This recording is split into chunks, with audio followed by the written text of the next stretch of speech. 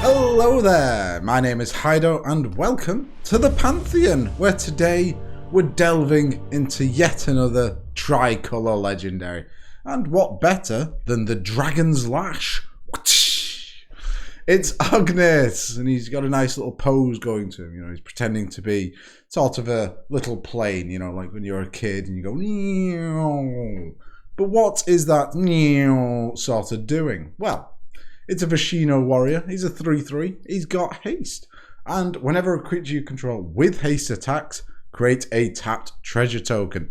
That's pretty good. Generating tokens, generating treasure tokens specifically, is incredibly good because it allows us to get tons of mana and, well, we can cast tons of spells, can't we?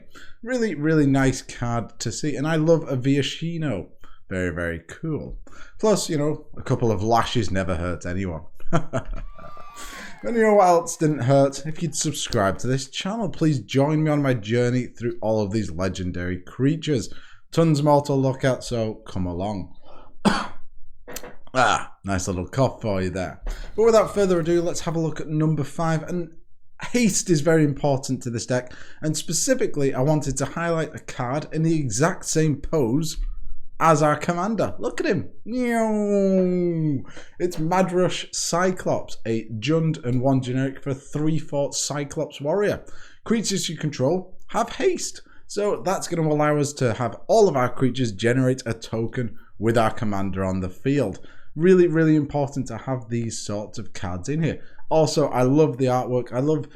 I don't know, there's something about that yellow background. I think it really stands out. I want to get one in foil. I think it'd look absolutely gorgeous. Plus, it's a Cyclops. Who doesn't love a good Cyclops? But giving haste to everything, very important. Similarly, here's a one-off way of doing this with Torrent of Souls. 5 mana for a sorcery. Return up to 1 target creature card from your graveyard to the battlefield if black was spent to cast this, or creatures target player controls get +2 so and gain haste until end of turn if red was spent. So obviously we're going to want to spend black and a red, so we're reanimating something and then giving everything haste. So with this, really great card to reanimate, you know, something that generates a ton of tokens, then all of them get haste, so on and so forth. Nice little battle cry there. Really nice. Then we've got the Hammer of Perforos, which isn't a creature, but it does give all of our creatures haste for just 3 mana. And we can make a creature by tapping, pay 3, sacrifice land, put a 3/3 colorless golem enchantment artifact creature token onto the battlefield. So many words there. Ridiculous amount of words. But thanks to this being on the field when we make that token, it's going to have haste. It's going to make us a treasure token. Very, very important. Then we've got Finale of Devastation, which is a fantastic tutor spell, but it also has a haste kicker. Green, green, and X for a sorcery. Search your library and or graveyard for a creature card with converted mana cost X or less. Put it onto the battlefield. If you search your library this way, shuffle it. If X is 10 or more, which we're going to have a lot of treasures, we should be able to get there. Creatures you control get +X and gain haste until end of turn. So an absolute game ender. But if it turns out, you know, giving your creatures +12 and haste doesn't kill all your opponents, at least you'll get a lot of treasures out of it. Wonderful card, reanimation spell, and a tutor all in one. Then we've got Chancellor of the Forge. This is one of those cards that can make a ton of creatures. 7 mana for a 5/5. It itself doesn't have haste, but you may reveal this card from your opening hand. If you do, at the beginning of the first upkeep, put a 1/1 red goblin creature token with haste onto the battlefield. Oh, I love it when a plan comes together. Then, when it enters the battlefield, put X 1/1 red goblin creature tokens with haste onto the battlefield, where X is the number of creatures you control. So in this deck, I'd very much be wanting to go very wide, and this guy doubles how wide I am.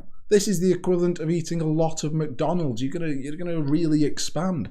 Excellent card, generates tons of tokens with haste. I love it. And that incidental value at the beginning of the game to get you a hasty token means on turn 4 or turn 3 if we've ramped, if we cast our commander, we're going to get 2 treasures straight away. Love it. Then Concordant Crossroads. If you want to help out everyone, single green for a world enchantment. All creatures have haste. Not just ours, it's every opponent's. So it can lead to some absolute chaos, and there are better red equivalents that just give us haste, but I thought I'd include it just because it's so cheap. A single green is very good, and it's recently been reprinted in a secret lair, so there you go. Then to finish off, we've got the Impulsive Pilferer, a single red for a goblin pirate. When it dies, creates a treasure token. Okay, so that sort of works quite well. It's not got haste, but the Encore ability is fantastic. 4 mana, exile this card from your graveyard. For each opponent creates a token as a copy.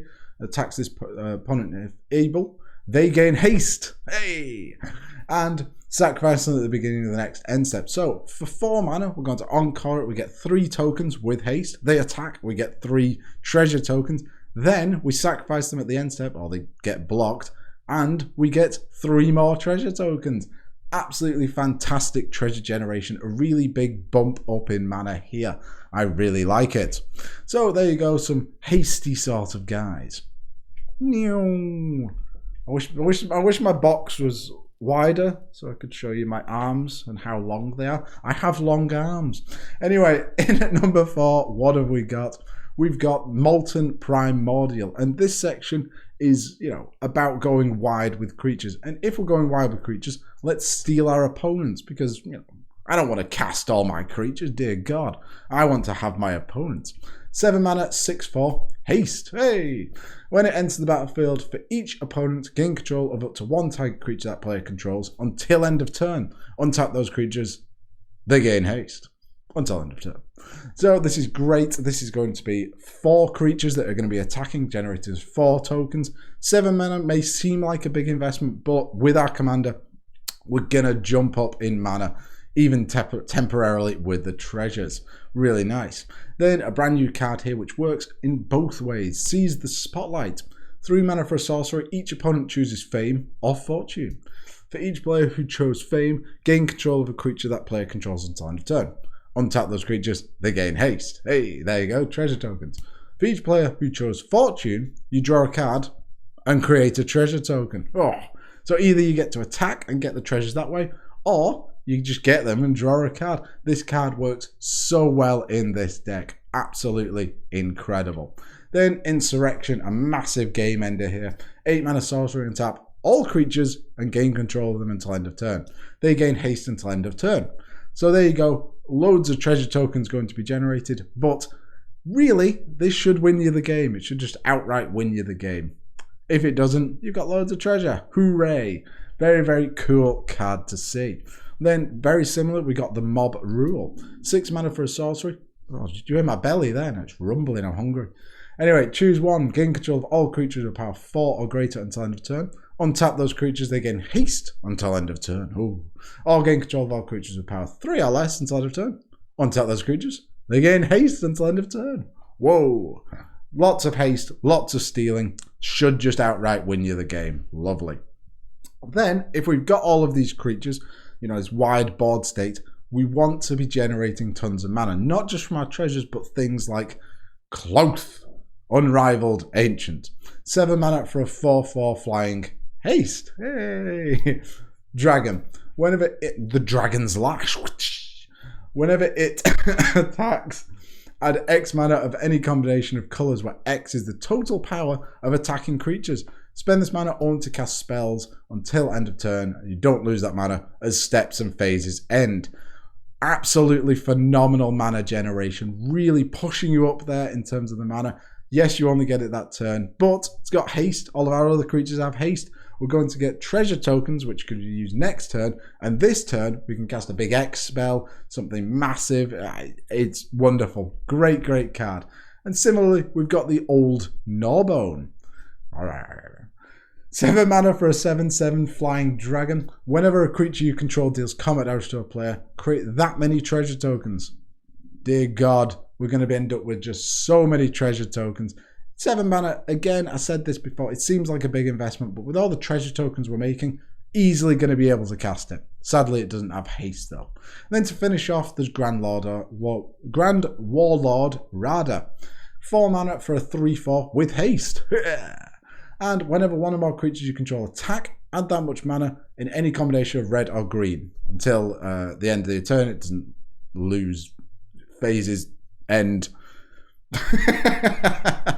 But this is really good with the go wide sort of strategy I'd employ for this deck. We want to be attacking with a lot of creatures with haste anyway, so let's get mana from it anyway. Lovely way of making tons of mana or stealing a bunch of creatures, and I think these really go hand in hand. Very, very nice cards to see. Which takes me to number 3. And at number 3, what have we got? Well, we've got Kamal's Will. And using your lands, you're always going to have lands on the field, so let's use them for the deck. 4 mana for an instant. Choose one. If you control a commander as you cast a spell, choose both. Until end of turn, any number of target lands you control become 1/1 elemental creatures with vigilance, indestructible, and haste. They're still lands. So there we go. All of our lands are now hasty guys that are going to make us treasures. And the cool thing is, say we've got 20 lands, a realistic idea. We can cast this, then 16 of our lands have vigilance and haste. We attack, make 16 treasure tokens for next turn, and then we can tap them after combat to use the mana. Oh, but the other side of this is choose target creature you don't control. Each creature you control deals damage equals its power to that creature. So a wonderful spell, nice removal spell, kill a commander, something like that. Nice bit of incidental value. Great card and wonderful in this deck. Then we've got the Sylvan Awakening, very similar, except it doesn't deal the damage. 3 mana for a sorcery. Until your next turn, all lands you control become 2/2 elemental creatures with reach, indestructible, and that's right, haste. By God, they're still lands. So this is a great game ender, absolutely wonderful. And even if it doesn't end the game, tons of treasures are going to be entering the field. Love it. Then we've got Kamal Heart of Crozer. 8 mana for a 5/5. At the beginning of combat on your turn, creatures you control get +3/+3 and gain trample. Oof, nice overrun there. Or you can pay 2 mana until end of turn. Target land you control becomes a 1/1 elemental creature with vigilance, indestructible, haste. It's still a land and it has partner, but that doesn't matter for this. Wonderful game-ending spell. Great if it sticks on the board because, you know, you get that overrun every single turn, and then we can just start making our lands into threats. What a card. Absolutely brilliant. And the 1/1s are also fantastic for blocking because they have indestructible. Ah, I love it so much. Then, slightly different tact here. Ramp is always incredibly important, and Hunting Wilds is a 4 mana ramp spell that I think you might consider for the deck. You can kicker it for 4 mana, so that's 8 mana total. Search your library for up to 2 forest cards and put them onto the battlefield tapped. Then shuffle your library. So because it's a forest card, it could be a dual land that has both types, you know, like a bayou or something like that. If the spell's kicked, untap all forests put into the battlefield this way. They become 3/3 green creatures with haste. Fantastic. I love this sort of flavor. Works really well in the deck. And, you know, it's just bonus points. Maybe a card that you wouldn't usually play in your deck, but it fits too well. So there you go. Lands that attack. Love it. Absolutely love it. And that brings me on to number 2. At number 2, we've got Confusion in the ranks. So we're going to have a ton of artifacts entering the battlefield. So let's steal from our opponent. You know, I talked about earlier wanting to steal. Hold on, I'm just going to have a sip. Ah, delicious. But Confusion in the Ranks is great in this deck. Stealing is already a subset of this deck. So, whenever an artifact, creature, or enchantment comes into play, its controller chooses target permanents another player controls and shares a type with. Exchange control of those permanents. This just causes mayhem. But the main reason I put it in is for the generation of our tokens. So, whenever we attack with all our creatures, we're going to make maybe 5 artifact tokens. Then, they enter the battlefield, we steal all of the real mana rocks and other incidental artifacts that our opponents are playing and gain control of them. They get the treasures. Amazing. Amazing. It's brilliant. I love it. And if we've got a big token generator that comes in and makes maybe 10 tokens, creature tokens, we can steal our opponent's entire board. Our board's going to have haste thanks to all of the ways of giving all of our creatures haste. We can swing in, kill them straight away. There's so many good uses for the card. And because we're making so many artifact tokens in the treasures, Reckless Fireweaver is brilliant. 2 mana, 1/3. Whenever an artifact enters the battlefield under your control, it deals 1 damage to each opponent. Bing, bing, bing, bing, bing. So again, if we're attacking with maybe 10 creatures with haste, this is going to deal 10 damage to each of our opponents on a 2 mana body. It's so, so powerful. I love it to pieces. Then, similarly, there's the underhanded designs. Shake my hand. Haha, it's a spike. It's a bit like one of those buzzers and you go, but, you know, you get poisoned. Enchantment. Whenever an artifact enters the battlefield under your control, you pay a generic. If you do, each opponent loses 1 life. And you gain 1 life. Hooray! Really, really nice. But if you've not got the mana to pay for that, and you probably will with all the treasures you've got flying around, you can pay 2 mana and sacrifice it. Destroy target creature. Activate only if you control 2 or more artifacts. We're going to have 2 or more artifacts. Or at least if we don't, something's gone hideously wrong. So a fantastic card all around that works in every way for the deck. Then to finish off, we've got an interesting one. It's a 5 mana 1/1. The Vermiculus. Vermiculus? I don't know. Correct me in the comments. Whenever an artifact comes into play, Vermiculus gets +4/+4 until end of turn. So, if we've got, say, 10 creatures with haste, we'll attack with this. 10 tokens come in that are artifacts. That makes this into a 41/41. That's pretty cool, to be honest. I like that sort of stuff. It's a horror as well. It's a bit rubbish, but I think it fits into the deck. And, you know, it's a cool include if you want to go a bit wacky. So there you go. Some cards that really work well with the artifacts that are going to be entering. Which takes me on to number 1, or this stick that's drawn on the screen. Yeah. And number 1, we've got Amulet of Vigor. A 1 mana artifact, and this plays with the fact that all of our treasure tokens are going to be coming in tapped, sadly. But whenever an opponent enters the battlefield tapped and under your control, untap it, which means we're going to be able to use those treasures straight away. And the benefits of this card do not just stop there. If we're playing with Shocklands, you know, we can not pay the 2 life that comes in tapped, and then it untaps it. Or if you're just playing, you know, a very cheap mana base, you're playing on a budget, this card makes all of your tap lands into untapped lands. It's brilliant. It works so, so well. Nice bit of technology. Just play the card in this deck. It's so wonderful. Then, if we're talking about treasures, we got Magda Brazen Outlaw. 2 mana, 2/1. Other dwarves you control get +1 so. Ooh, very nice. Whenever a dwarf you control becomes tapped, creates a treasure token. So, well, if she attacks or you tap her for mana or something, I don't know.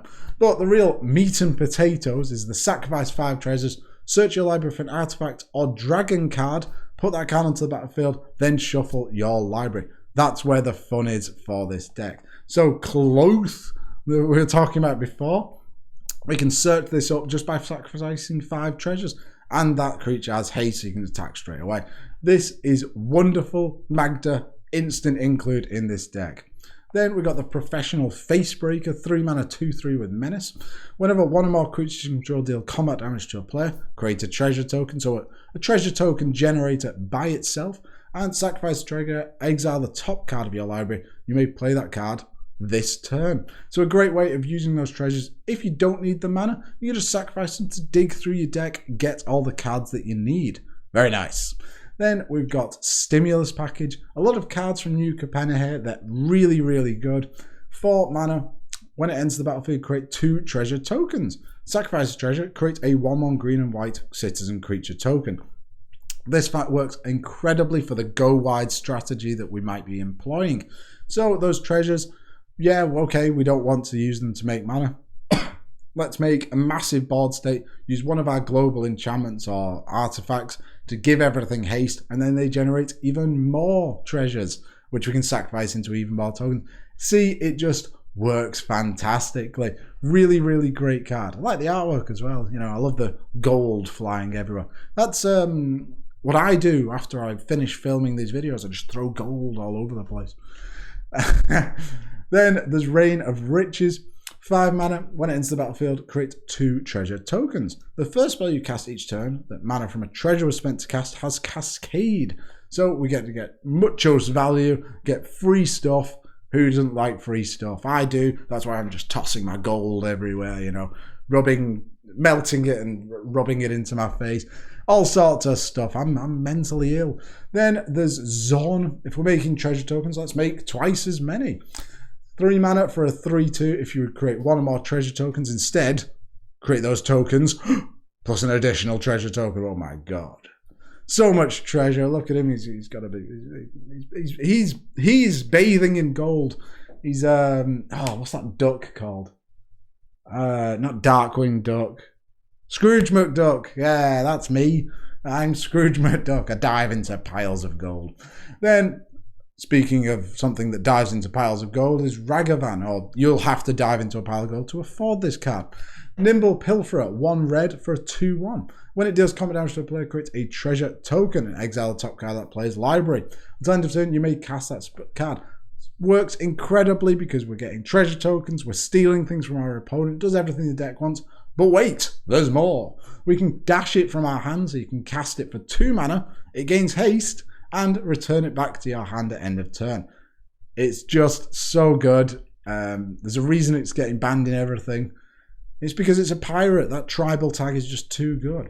But there you go, a good way to use all your treasures. And you know, this deck very much is about the treasures. So there you go. And hopefully you've enjoyed this video and you found it useful maybe. If you haven't, well, tough, isn't it, really?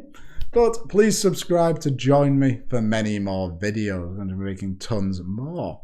So thank you for watching. I'll see you soon. Bye. I missed my button there.